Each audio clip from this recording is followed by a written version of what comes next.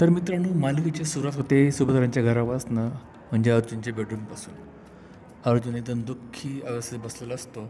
त्यावेळेस चैतन्य तिथे येतो आणि त्याला म्हणतो, अर्जुन आता जरा शांत राहा. घरातले सगळे डिस्टर्ब झालेत. मावशी तर खूप हर्ट झाली आहे. अर्जुन म्हणतो, हो ना यार, बघ ना काय झालं. आज आमच्या कॉन्ट्रॅक्टचा शेवट दिवस होता आणि आज माझ्या आयुष्यात एकदम बेस्ट दिवस होता, पण तो एकदम वर्स्ट म्हणजे वाईट दिवस चालला. हे कसं काय घडलं मलाही कळत नाही आहे. चैतन्य म्हणतं, जे झालं ते झालं, आता शांत राहा. म्हणजे बघणार आहे घरातले सगळे, आई म्हणजे मम्मा डॅड पूर्ण आजी सगळेच हर्ट झालेत. मग तेवढ्या चैतन्य म्हणतो, तू मात्र वहिनीला सांगितलंस ना तुझ्या मनातलं. तो म्हणतो, नाही यार, मी ते सांगू शकलो नाही. चैतन्य मग आश्चर्य करतो, काय यार माणूस आहे तू तुझ्या मनातलं बोललं पण नाही तुला. तो म्हणतो, अरे मी तिला सांगणार तेवढाच मामाचा फोन वाजला. मग चैतन्य म्हणतो, मग काय झालं यार, तरी बोलायचं होतं ना. तो म्हणतो, मम्माचा फोन मी कसा इग्नोर करणार होतो यार, त्याचा फोन उचलला, आम्ही तळत तसं निघालो. मग चैतन्य म्हणतो, यार म्हणजे इतक्या दिवसापासून आपण ज्या गोष्टीच्या मागे लागलो होतो ती गोष्ट केलीच नाही तू. काय वाईट अवस्था यार तुझी, काय वाईट नशीब आहे तुझं. मग अर्जुन बिचारा हिरमुसतो, आणखी दुःखी होतो. मग चैतन्य म्हणतो, ठीक आहे जाऊ दे, शांत राहा, बघू आपण पुढे काय करायचं ते. मग तो अर्जुन म्हणतो, यार अर्जुन, तू अशा अवस्थेमध्ये आहेस तर तिकडे वहिनी, सायली वहिनी कोणत्या अवस्थेमध्ये असेल, तिची काय हालत असेल यार. तिला त्याच्या घरातनं हात धरून बाहेर काढलं. अर्जुन तर, हो ना यार, त्यांना त्यांच्या घरातनं हात धरून बाहेर काढलं. मी नवरा म्हणून काहीच करू शकलो नाही. मी तिला वापस पण आणू शकलो नाही यार, मला फार हार्ट होत आहे. मग चैतन्य त्याला म्हणतो, एक काम कर ना, मग तू तिला फोन लाव.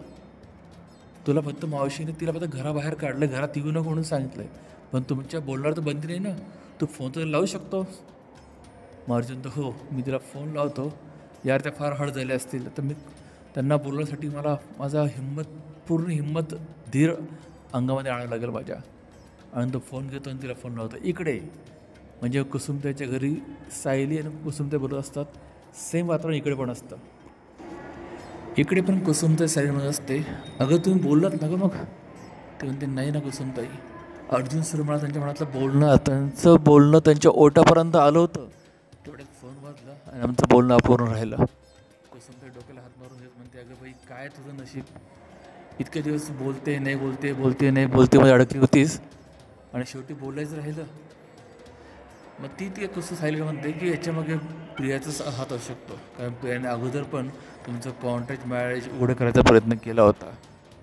आणि सायली मात्र आपली शहाणी संयमी, ते जाऊ दे, जे झालं ते झालं. आणि प्रियाला दोष दूर काही फायदा नाही आहे, कारण तिने जे केलं किंवा जे बोलली ते योग्यच होतं. मग तिच्या लक्षात येतं, मधुभाऊ बऱ्याच वेळची बाहेर गेलेत. मग ती कुसुम त्याला म्हणते, मधुभाऊ तू बऱ्याच वेळची बाहेर गेलेत का, कुठे गेले ती, एवढं यायला पाहिजेत ते. मग कुसुमताई म्हणते, अगं ते दुःखी आहेत, अस्वस्थ आहेत ना, तुझ्यासारखे ते सुद्धा मंदिरात गेले असतील, तू काळजी नको करू.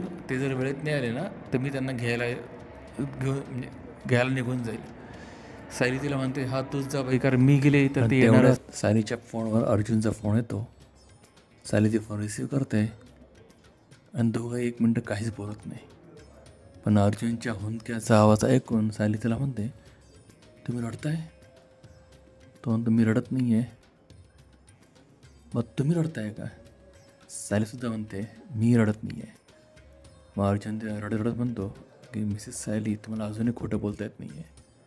हे ऐकताच सायली अजून रडायला लागते. मग ते त्याला विचारते, तुमचं जेवण झालं का. मग अर्जुन तिला म्हणतो, तुम्ही अजूनही माझीच काळजी करताय. आणि तो तिला म्हणतो, सॉरी मिसेस सायली, मी काहीच करू शकलो नाही. Mrs Sayali sorry. मग तेवढ्यात दोघे इमोशनल होतात आणि फोन सायलेंट होतात. मग सायलीला अर्जुन समोर दिसतो, तो तिला धीर देतो असं तिला जाणवतं. आणि इकडे अर्जुनला सायली समोर दिसते, ती त्याला धीर देते असं जाणवतं. आणि अचानक मग दोघे जेव्हा भांडण होतात, दोघांनी कळतं घेऊन समोर कोणीही नाही आहे. इकडे मात्र अर्जुन तोडा जातो, मिसेस सायली. चैतन्य ते इकडे त्याच्याकडे येतो आणि म्हणतो, अरे सायली वहिनी इथे नाही आहे, ती फोनवर आहे. मग पुन्हा दोघे फोनवर बोलतात आणि अर्जुन तिला पुन्हा सॉरीच म्हणत असतो आणि मग ते फोन कट करतात. नाही. आणि मित्रांनो, इकडे महिपालच्या घरी महिपाल, साक्षी, प्रिया आणि नागराज बसलेले असतात. आणि महिपत मस्त नाचत असतो आणि तो फार खुश झाला असतो. मग ते बघून साक्षी त्याला म्हणते, अण्णा तुम्ही कधीपासून अर्जुन आणि सायलीच्या ब्रेकअपमध्ये इंटरेस्ट घ्यायला लागला? तो म्हणतो, मला त्याचं काही घेणं नाही, पण जे घडलं ना ते खूप छान घडलं, आपल्या फायद्याचं घडलं.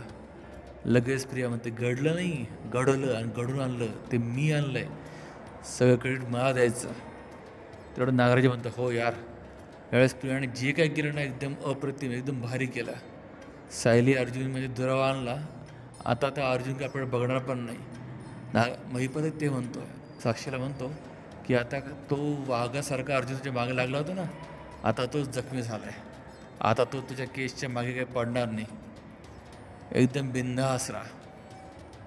आणि प्रियाला म्हणतो, प्रिया पोरी तू भारी काम केलं बरं का यावेळेस, इतक्या वेळा तोंड आपटली, 10,000 वेळा तोंड आपटली, पण आता शेवटी भारी काम केलं.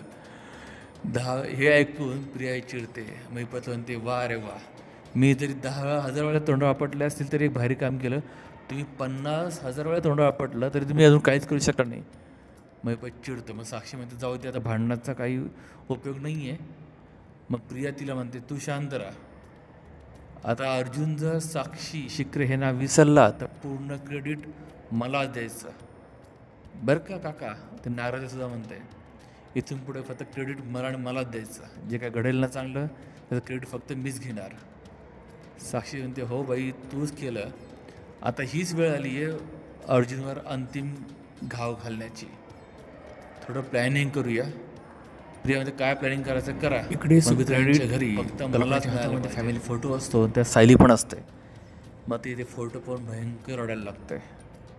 तिला सगळे सायलीसोबतचे आनंदी क्षण आठवतात, सायलीसोबत तिला वेळ आठवतो आणि ती आणखी ती इमोशन रडत राहते. मात्र इकडे कुसुमताईच्या घरी सायलीला पण झोप येत नसते, मधुभावना पण झोप येत नसते. मधुभावना पूर्णाजीचं ते वाक्यासारखं आठवत असतं, ज्यामध्ये ती म्हणाली असते की तुम्ही तुमच्या मुलांवर जे योग्य संसार केले असते तर तुमच्यावर आज वेळ आलीच नसती. ते पण अस्वस्थ होऊन उठतात, सायलीकडे बघतात आणि पुन्हा झोपायचा प्रयत्न करतात. मित्रांनो, इथे हा भाग संपतोय, पण या मालिकेतनं आता एवढे इमोशनल ड्रामे सुरू झालेत की कुणाचं काहीच कळायला तयार नाही. मलाही कळत नाही आता पुढे लेखक काय करतोय की जेणेकरून आपल्याला कळेल की, म्हणजे घरच्यांनाही कळेल तिकडच्या, की तन्वी म्हणजे खरी सायलीच आहे. बघूया पुढे काय घडतं ते. मात्र तुम्हाला हा भाग जर आवडला असेल तर व्हिडिओला लाईक आणि शेअर करा आणि चॅनलला सबस्क्राईब करा, जेणेकरून माझा नवीन व्हिडिओ तुमच्यापर्यंत सगळ्यात पहिल्यांदा पोहोचेल. भेटूया पुढच्या भागामध्ये.